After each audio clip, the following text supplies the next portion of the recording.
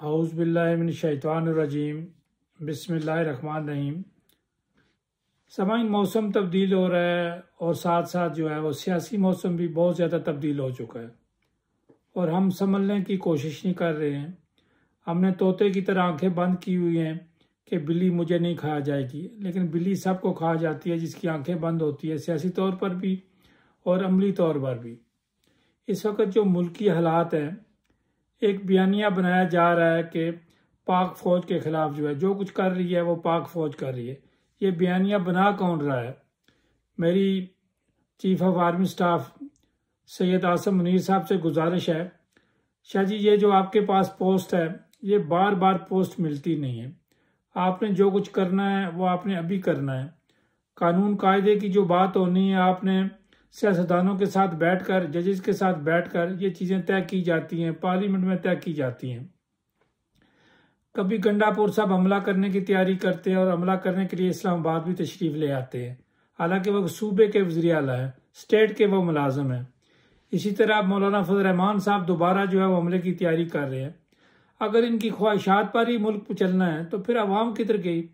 अवाम को फिर वोटिंग का सिस्टम भी ख़त्म कर दें। अवाम से पूछना ही नहीं है, अवाम की मर्जी से चलना ही नहीं है, इन लीडरों की मर्जी से चलना है। ये अपने मफादात के लिए मुल्क को चलाते हैं, ये स्टेट को नहीं चलाते, ये अपनी ज़ात को चलाते हैं, अपनी पार्टी को चलाते हैं।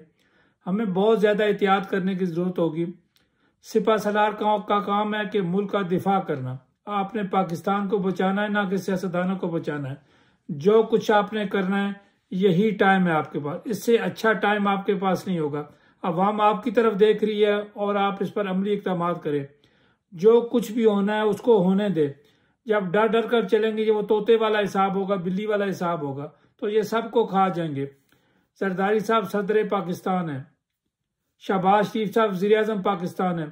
जो भी चारों सूबों के या पांचों सूबों के वज़राए आला हैं, उन्हें भी सोचना चाहिए, सबको मिल बैठ कर सर जोड़कर मुल्क को बचाने की बात करें। आपको दुनिया गिराने की तरफ लगी हुई है और आप खुद गिरने के लिए तैयार है। फिर सियासी जमातों का जो वज़ीर आज़म आता है वो 4 साल के लिए मुलाजम होता है, वो 4 साल के लिए अवाम का मुलाजम होता है, पूरे मुल्क का मालिक नहीं होता। ये उसकी जॉब है, उसने अपनी जॉब करनी है। इसी तरह वज़ीर आला जो होते हैं वो मुलाजम होते हैं, उन्होंने अपनी जॉब करनी है। ये उनके बाप का मुल्क नहीं होता, ये 25 करोड़ अवाम का मुल्क है। आप अपनी मुलाजमत करें, जो आपके हकूक हैं वो अपने हकूक लें, अपने डोमेन के अंदर रहते हुए अवाम की फलाह बहबूद का काम करें। गलियां पक्की कराना, सीवरेज का निज़ाम करना, सारे काम जो आवाम के करने हैं, ये स्टेट का काम है। ये जो MPs या MNAs आते हैं, आप इनको फंड क्यों देते हैं? आप कमेटी दफ्तरों के एक सिस्टम बनाएं, बल्दिया का सिस्टम बनाएं। बल्दिया के आप इलेक्शन नहीं कराते।